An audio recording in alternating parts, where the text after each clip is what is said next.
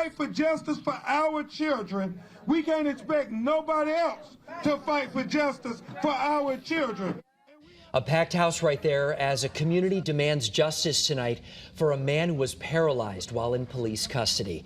Good evening, everybody. Thanks for joining us right now for Eyewitness News at 11. I'm Mark Sidney. And I'm Erin Connolly. Body cam video showed him being seriously hurt in the back of a police van. And tonight, his family and a high-profile attorney are making sure police are held responsible. Channel 3 Eyewitness News reporter Christian Colon is live right now in New Haven with more on what they're calling for tonight. Christian?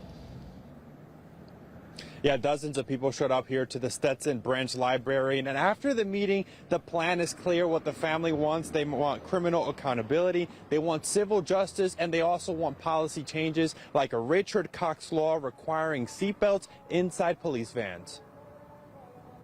Justice for Randy Cox! Justice for Randy Cox! A room filled with posters, emotions, friends, family, and residents sitting and standing wanting change. You can see his head bobbing around. He just throwing him around, dragging him around, saying, oh, well, if you want to get on the bed, you get on there. He said he can't move.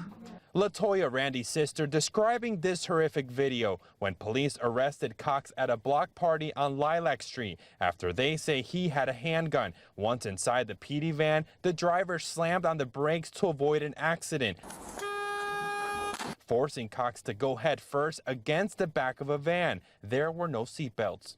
Went into that police paddy wagon, walking and talking and breathing on his own.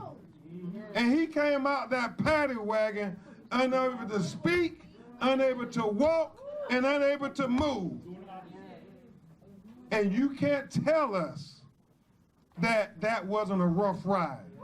Attorney Ben Crump represented the George Floyd family along with several other black individuals seriously injured or killed at the hands of police. Today, Crump visited the hospital and met Cox for the first time. And even though he can hardly move anything from his chest down, maybe his left shoulder is the most they can get out of him. He could communicate by blinking his eyes and moving his head, and most sadly, by crying tears. Video shows Cox called out for help and told police he couldn't move, but officers processed him and dragged him into a cell. Tonight, the mayor, acting chief, and assistant showed up to the meeting and asked to speak. I want justice for Randy as well. We are going to work hard to make changes. I didn't watch the video once, I didn't watch it twice, I watched it 20 times to remind me what I have to do with this police department.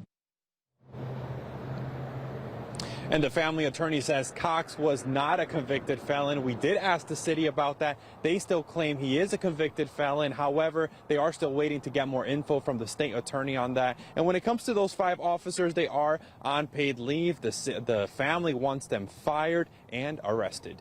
In New Haven tonight, Christian Colon, Channel 3 Eyewitness News.